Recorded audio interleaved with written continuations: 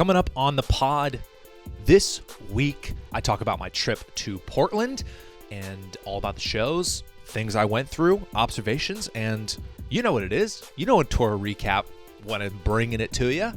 And also, I'm going to give an update on Oso, our new foster, basically adopted dog. And before then, I got to do tour dates. Next city I'm going to is Seattle, dude. May 31st to June 1st for 4 shows. I'm a weekend guy at Laughs Comedy Club, one of my favorite clubs in the country. So if you live in the area, do not miss those shows. It's going to be so fun. June 6th, I'm going to be at the Brea Improv for one night on a Thursday. June 20th, San Antonio, Texas. June 21st, Austin, Texas at the Creek in the Cave for a weekend. So stoked for those shows. And then I'm going to be in Panama City, Florida, June 28th through the 29th. Where the hell is that? I have no idea, but it's in Florida and I have a flight and I'm going to be there.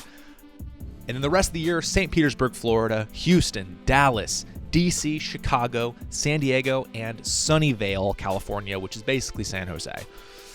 That's all, dude. Those are the tour dates. Everything's in the description. Please subscribe to the podcast. Tell your friends. Hit the like thing. I hate saying it, but this is what you got to do for me. So appreciate you guys being here. Let's start the pod, dude. Start the song. Let's go.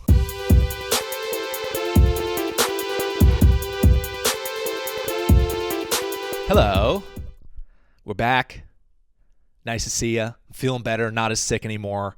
And we're here. And I'm. Let me turn my phone on Do Not Disturb because I'm a professional. And I got a Coffee Bean coffee, not a sponsor. I think I'm Coffee Bean over Starbucks right now. We've been going to a Coffee Bean because of the proximity. I think I'm Coffee Bean over Starbucks. Both are going to give you some burnt bullshit ass espresso. But here's why I think I'm a Coffee Bean guy. Is, well, first of all, the crunchy ice thing. Can you guys see that? It's like they got like the small crunchy slushy ice. Don't like that because I don't know what it is. They always fill it up to the brim, and it's like I always got to pour some out, and then it turns into a slushy, and I don't want to drink a slushy. You know what I mean? It's not 7-Eleven. I don't want an icy first thing in the morning. But here's what I like about Coffee Bean more is that they have like 7 people working there. And at Starbucks, there's never enough people working there. It's always 2 people, 1 person. They're both doing too many things at once. Things are beeping. People are like, my macchiato isn't macchi enough. It's like, no, Coffee Bean, they're about business there, okay? So I'm a Coffee Bean guy. Let me know in the comments if I'm wrong on that, by the way, because I could be wrong. This is a new observation that I wasn't going to talk about in the podcast, but I feel like I needed to report you guys about that. Report you guys about that? Fuck, man. Let's start the show over. Man, it's I'm in town right now. I did Portland over the weekend. I did 1 show Friday, 1 show Saturday, and a little background on the shows as we do our little tour recap. This is the only indie venue that I'm doing on the tour. What I mean by indie venue is this is on some Just Us type shit. This is one of those spaces that I essentially rented and did everything myself, as opposed to being at a comedy club. And there's a couple reasons why I did this. So, I mean, the options were basically I would do Helium, which is the big club there, or this other place. It's a place called Curious Comedy Theater.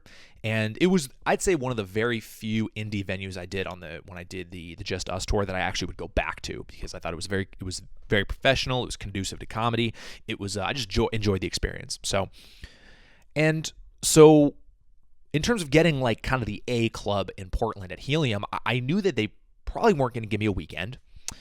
And I was going to get probably like a Wednesday or a Thursday, maybe a Sunday if I'm lucky. And I was like, I know I wouldn't sell like a ton of tickets because it's a bit of a mid-market for me, which means it's, it's not high demand, it's not low demand, it's a little middle of the road.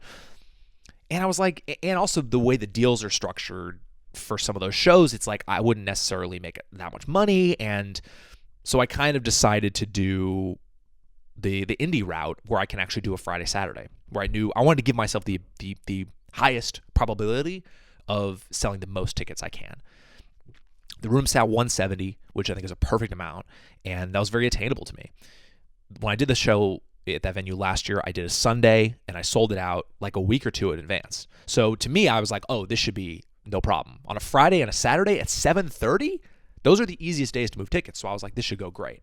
So it was like financially, it just made more sense as opposed to like a Wednesday, I'm going to sell whatever, 90 tickets, or I can sell, who knows, 300 on a Friday, Saturday. Like it just gave myself I want to give myself the highest probability to like just make money, and not just make money, but sell tickets and get more exposure to the Portland crowds.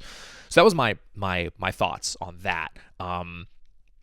But I also, it's also important to maintain the relationships with these clubs, with these corporations. So I don't think this is probably the only year that I would do this. And so my agent even was like, I think you should do it. And so I was like, all right, cool. Let's do it. And so leading up to the shows, the ticket sales like weren't great. And this was the first string of shows that I actually felt a little bit of anxiety about it, to be honest. Up until this point, it was like, the LA show, Sacramento, San Francisco. It's like everything was cooking. Providence, all in all, I sold, 450 tickets. That to me is a huge success in a smaller market and a place I'd never been before. It was just, that was a success. And, but then the Portland tickets, they were like not moving. I mean, dude, it was like, I'm not even joking. It was like, I remember being in Rhode Island, and that was like 2 weeks out. And dude, I'd sold like 60 tickets. And I was like, what's going on? Why am I not selling more tickets? It's a Friday and a Saturday. My show last year sold out no problem on a Sunday. And that's when the anxiety starts to creep in. That's when the stress really takes a hold of you. And it's so hard not to, because I've been very vocal about this, maybe not to you guys on the pod, but I like my level of success. I like where I'm at. I'm not desperate to be huge. I'm not desperate to be a massive success. If this is the highest I get to, I'm incredibly grateful for that. And I'm stoked on it, dude. My dreams have come true, especially doing headlining weekends. It's like, that's my dream. And so I don't have much anxiety of like, oh, I need to be bigger, bigger, bigger. But the fear is that I regress. I go lower. And I know people who have success, they feel that. They don't want it to be all taken away, right? And so that feeling started to creep in, where I was like, if I go to the same city on an easier opportunity to sell and I do less, then that freaks me out. You know what I mean? So there was moments where I was like, okay, well, how's this going to go? Sure enough, this ticket started to creep up, and we ended up at about like, I think it was like 95 a show. So I sold almost 200 tickets total between the two shows, and I was happy with that. It was technically, I sold more than before, but it was still surprising. I swear I was like, I could for sure sell out both of these shows, and I bet we'll add a late show. I even talked to the club about what the rate would be for adding a late show. That's how cocky your boy was about Portland. That I was like, yeah, so when these sell out, how much is the late show going to be? And then it's like, yeah, hopefully the early shows will have more than 50 people. Dude, the vibe changed. So I was really surprised. And I think there was a few, I don't really know why, to be completely honest. I maybe just I think sometimes with the algorithm and social media, your stuff just doesn't get exposed to as many people as it used to, at least in my experience. It's like you reach fucking 15% of your followers. So it's like, I think I maybe had a bigger reach last year. I don't really know, and it's also very out of my control. So I try not to get too in the weeds of the social media stuff. I just have to put out the best content I can and stay active. But also, it was it was the most unbelievable weather I think Portland has ever experienced. Okay, let me back up. Fly there. The flight is so easy because I just flew cross country. So a 2-hour flight to Portland feels like I blinked and we were there. Dude, I've never had this before, but my sinuses, because from being sick, my ears like clogged up, and my right ear was like in legitimate pain on the descent. And I've never had that before. It was like staggering. I couldn't hear out of my right ear, and it was incredibly uncomfortable and something I've never experienced before. And I'm sure some of you have. And I was doing all the things to pop them. I was going hung, hung, hung, hung, doing the weird. By the way, the plugging the nose and blowing, I've never been able to do that, so I can't do that. I was basically just in my seat, hung, hung, right? And it's dude, it's still like it ended up clearing up a little bit, but it took hours, and I'm not joking. I'm fucking almost a week later, I'm still having issues with this ear. I don't know what's going on, but I could be one ear Willie B right now because I can't hear shit. I don't know what's going on. More to come on that. Hopefully that's fine, but if you have any advice, let me know in the comments. It's like I can hear, I'm exaggerating, but it's just this one's still a little bit clogged. So I don't know what's going on. I feel totally fine, but that sucked. But anyways, the weather in Portland, it was unbelievable. It was like 85 degrees and sunny. This is my 4th time going there for comedy, and it's rained every single time. And this time, I was like, what is this place, heaven? Everything's green and lush, and the birds are chirping, the dogs are out, the non-binaries are out. Dude, Portland, there's no genders in Portland, by the way, anymore. And it's all good, but there's no you gotta play it real safe when you're there. And that's fine. But that's just an observation I made. And the dude, it was so beautiful. I was like walking around being like, yo, you think I won't move here? You think I won't move to Portland? This is how it is here? You think I won't buy a Subaru? Okay, you think I won't buy a Subaru and dye my hair purple? You think I won't do that? You think I won't buy a Subaru, dye my hair purple, and also have very small specific tattoos? You think I won't do that? Think again. I could be a Portland guy with a curly mustache and purple hair, small specific tattoos, and jean shorts, and I don't have a car. Just kidding. I have a Subaru, and it's dirty. It was awesome. Get to the show Friday, and I'm with my buddy Nolan, who is with me on this trip because he lives in Seattle, fun fact. So he just drove over, right? Easy. And so Friday comes, I'm still feeling a little out of it, a little bit sick, The setup took a while at an indie venue because we just had to do a lot of sound work. I'm a stickler for how the sound is. I have to hear my voice out of what's called the monitors, so it was like that took a lot of work to figure that out, but we did. And the crowd was very tame. I'll put it like that. Very tame. And what's nice about the indie venues is I feel a little bit less pressure because, this isn't at an A club. The numbers don't get reported to my agent. I feel a little bit off the grid. So it's kind of nice. I wasn't feeling any sort of stress or pressure. It was just, hey, let's have fun. And but the crowd just was kind of tame. And I was locked in, man. I was a little bit over caffeinated. I was finally starting to feel better. And I felt so loose and so fun and funny. I felt great about myself. I was in such a good mood during the set. But the crowd, I was like giving them more energy than they were giving me. They were cool, but it was still like, come on, guys. I'm up here. I'm dancing. I'm a monkey with the cymbals. Tang, tang, tang. With my one ear. Tang, tang, tang. I'm working, right? And they're giving me 70%. And I'm like, that's fine. I was basically just like, hey, I'm going to have fun even if you guys aren't. I'm having fun right now, right? And I've said that to crowds that are bad. And they weren't bad, but in terms of lower than my expectations crowds, I'll be like, hey, I'm having fun up here. I don't know about you guys, but I'm having fun. And I tell you what, man, it was one of those shows that these objectively go well. Objectively, these shows go well, but I have my own inner critic, and I'm very critical of myself, and I hold myself to a very high standard. And what I've noticed, though, is that this is the type of show that last year I would have been pretty frustrated by. I would have been kind of upset. And I wasn't. I was feeling like this new me, where I let it kind of roll off me. I had fun. I felt grateful. I know that I did my best, which is the key. It's like I will never phone it in. I will always give you the best show I am capable of in the moment, right? Even if the crowd's bad, I will give 100% every time. Doesn't matter.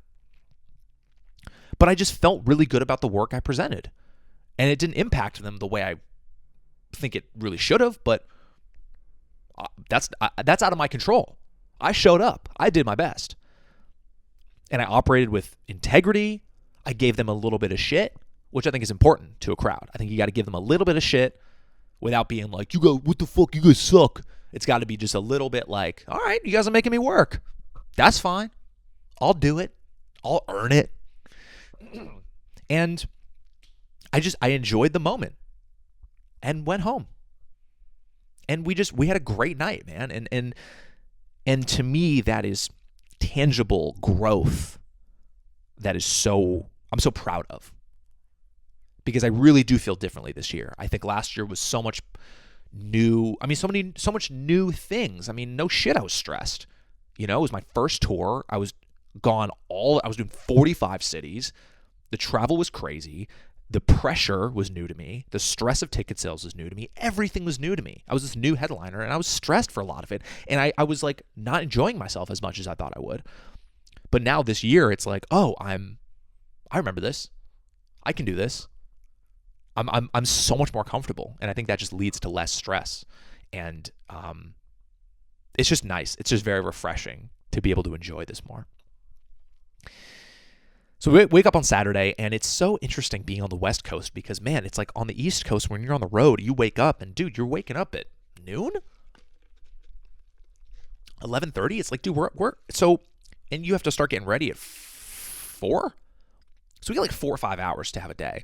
That's why, it's hard to go do stuff. But on the West Coast, it's like, all right, we're up at like 10, and we didn't have to leave until like 6. So we had a whole day. And we had downtime. We woke up. We went to Nolan and I went and got coffee. Sat there for a while.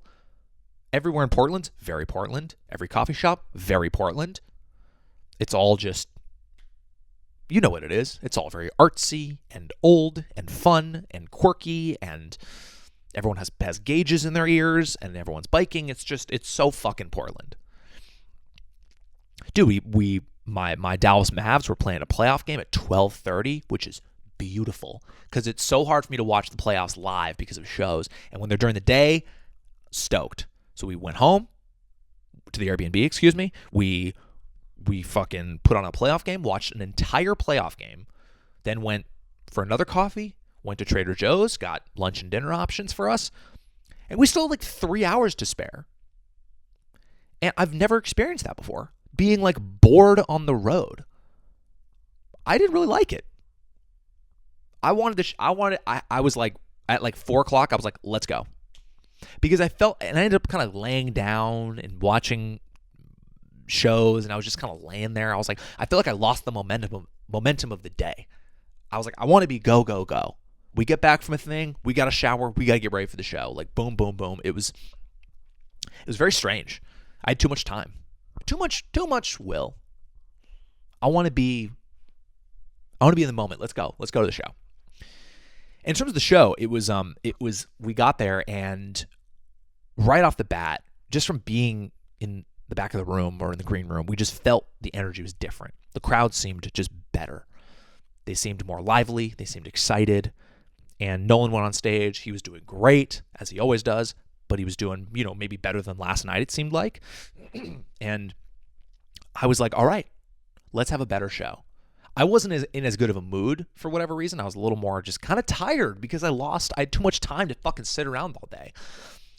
And but I was still like, all right, I know this crowd's gonna be better, so let's go have a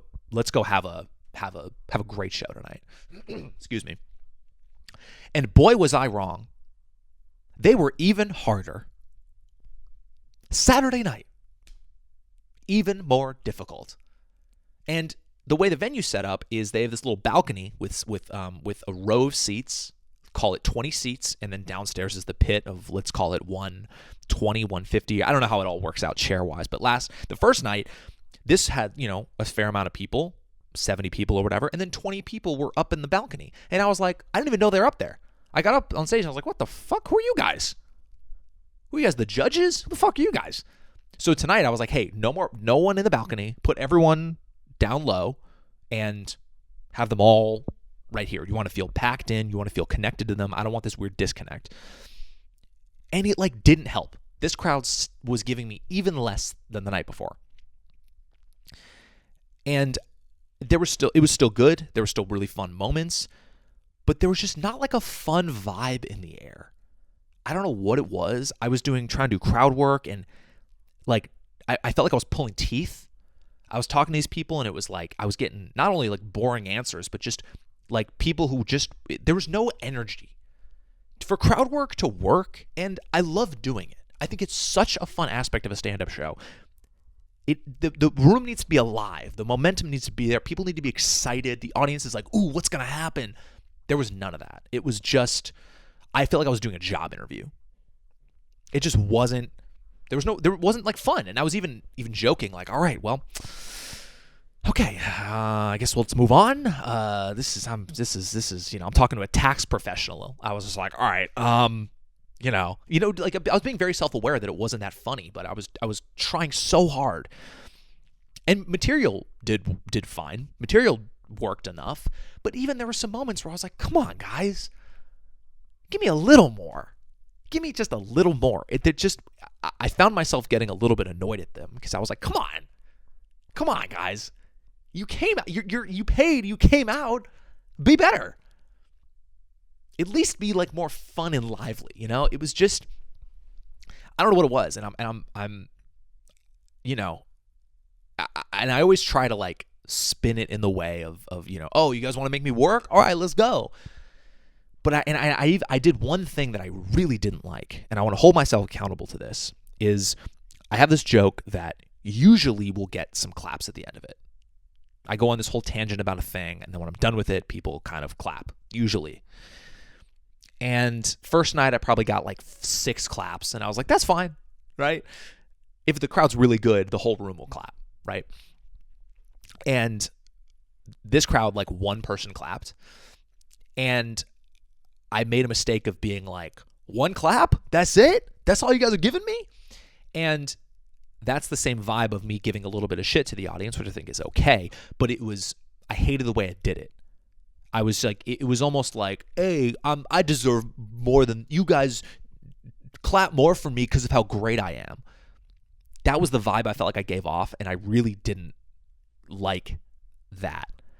Because again, I was trying to stick with the same, teasing them a little bit, but it just came off shitty, like I'm a little pretentious. And so I just wanted to hold myself accountable and talk about that on here so I don't do that again, which is all part of it. I'm still learning. You're never done learning. And so now I know I won't do that again.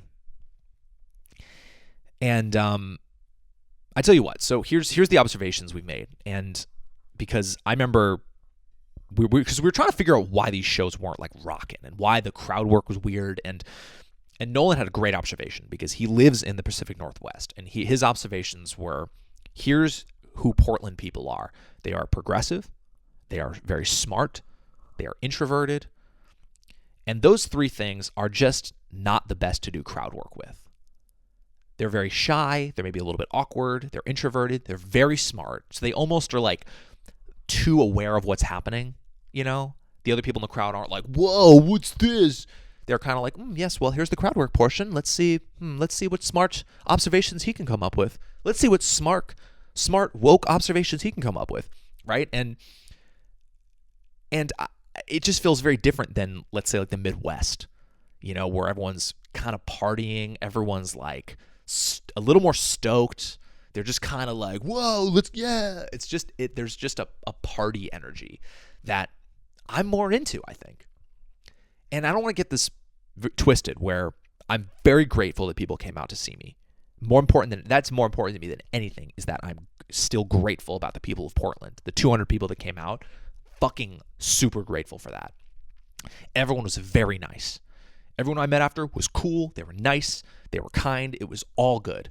But it's just, I'm learning about these different markets and these different cities and where I connect with the audiences more. And I don't think Portland was one of my, top cities where I felt like we were on the same page. I feel like they maybe wanted someone a little smarter and a little more, low key maybe. I don't really know. But what's interesting though is that I look back to the show last year, and I remember being kind of upset at my set last year. And what was interesting is that it was the same thing where material like crushed, and crowd work, I didn't get one clip from that show. And this crowd was on fire last year. They were awesome. But the crowd work didn't work. I got 0 clips. And I remember afterwards being like, what the fuck was going on? Why could I not have one fun crowd interaction with a fire audience? So now I think back to that as Nolan and I were kind of post-gaming it. I was like, oh, maybe that's just what this is. Doing crowd work and having kind of these improv moments with them, it's just maybe that's not their thing. They just want jokes. And I got jokes. Don't get me wrong. I got jokes. But that's just our observations. So again, I want to say a big thank you to everyone who came out to the shows in Portland. Very thankful. But I learned a lot. And I don't think Portland's my top city. That's my favorite right now. Only because I feel like we didn't fully connect as I'd hoped we would, which is fine. And that's just the observation that I had. And there were still some great moments. And I fear that people in Portland are listening to this being like, what the fuck? The show's amazing. What are you talking about? And that's not what I'm saying. But this podcast is the true, honest feelings that I'm experiencing while I'm on this journey. And that's why I want to make a point to be like, yo, I'm so grateful that you guys were here. But these are just my observations. So that was Portland. I'm excited to go back. And maybe it'll be different when I do Helium, the other club. Who knows? I'm excited to go back and see. Because, could be way different next time. Who knows? A theory of also why I didn't sell a ton of tickets is because the weather was so nice. People were like, hey, I'd rather be outside right now. I don't want to be inside watching you get one clap. I want to be outside in the nature. We live in Portland, man. That's our thing. So those are all the observations. Another brick in the comedy journey, man. Quick update before I go about our boy Oso. If you missed the last episode, Kaylee and I have taken in a shelter dog. He's a big boy. He's a shepherd mix. His name's Oso. They say he's 11, but this dude is spry. I don't think he's 11. He's sassy. He runs fast. I'm like, this guy's he's more like 8, I feel like. But the biggest struggle we've had with him was walking on a leash. He just wouldn't, with a leash, he would pull like crazy. He would whine. He just hated it. And while I was gone, Kaylee put a harness on him and started walking around a little bit, and he was way better. And mind you, in the first week, we didn't take this dog on one walk. We just walked him around kind of the enclosed apartment area, but that was really all we could do because he would freak out outside. And so she put the harness on him, and then she started to kind of take him down the sidewalk, and he was okay. Take him a little further, And before I know it, they were at she lives very close to this park. They're at the park, walking around. And now he's just a dog that goes on walks. Dude, it's crazy. Within the first week, basically. At the end of the first week, he was taking walks. And it was amazing to see. And it's been such a fun experience. He's been so sweet. The biggest adjustment is just waking up a little earlier. Because he's up at we close the door if I'm staying at her place, and at 8 a.m. he's like, woof, woof, woof, woof. And he'll scratch at the door, woof. And so that's an adjustment. It's like having kids. And when we had Snail, it was different because she slept in the bed with us, and she didn't bark us awake. She very slowly kind of was there, and we would pet her, and she would kind of stay sleeping a little bit. But Oso's like, woof, woof, let's go. I'm ready to be a dog today. So that's an adjustment. But to Kaylee's point, it's hey, that's being an adult. That's what this shit is, man. When you have a dog, you just get up earlier. And I'm a little baby, and I want to sleep. But our big baby needs to go outside. Thanks for being here, guys. I appreciate you for watching and listening to the pod. Please subscribe. come see me on the road, dude. I'm so excited for the rest of the shows, man. Seattle, Brea, Austin, San Antonio. I'm so excited. I love the work that I'm doing, and I appreciate you guys for being on the road with me, on the journey with me, and have a good rest of the week, and I will check in with you guys next week.